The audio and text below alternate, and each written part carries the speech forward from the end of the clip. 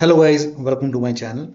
Today in this video I'm going to show you how to fix when you are unable to install this update, that is KB5079391, because of these error codes. So if you are receiving one of these errors, then please follow the steps shown in this video.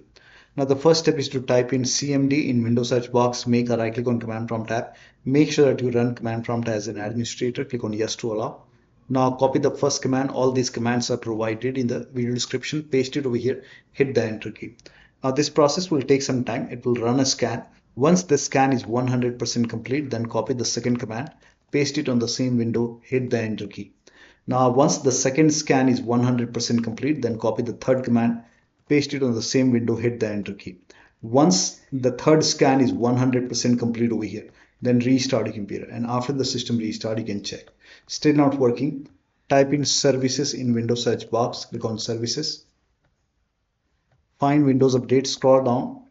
At the bottom here you can find Windows Update, make a double click on Windows Update, set this to automatic, click on apply, click on start if highlighted, click on OK, make a right click on Windows Update, and then click on restart. Now find background intelligent transfer service, make a double click, set this to automatic, click on apply, click on start if highlighted,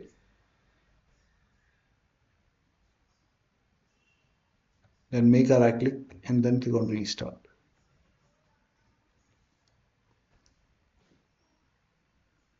Now find app readiness, make a double click on app readiness, set this to automatic, click on apply, click on start if highlighted, click on OK, make a right click on app readiness, then click on restart. Now you can go back to Windows Update, and if you see retry option, you can hit retry and then try to install. Still not working, then go to Windows settings, go to Windows Update. Here you can see pause update option, hit pause over here. Once paused, now click on resume updates and then you can check. Still not working, the next step is to use Microsoft Update Catalog. You can open this link in a browser. It will take you to Microsoft website. On this website you can write down the name of the update, that is KB5079391 over here, and then click on search. Now check your Windows version, so type in WINVER in Windows search box, click on WinVer run command. In my case the version is version 25H2, so check your version and then open Windows settings, go to system, go to about option, and then check your system type. For me it's 64-bit operating system. Now for me it's Windows 11 version 25H2 x64 based system.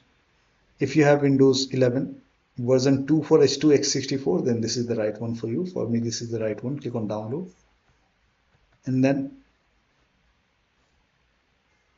over here you will see KB5079391. click on it and let the download complete. Once the download is complete, you can click on this file, install this update manually, restart your computer and then check.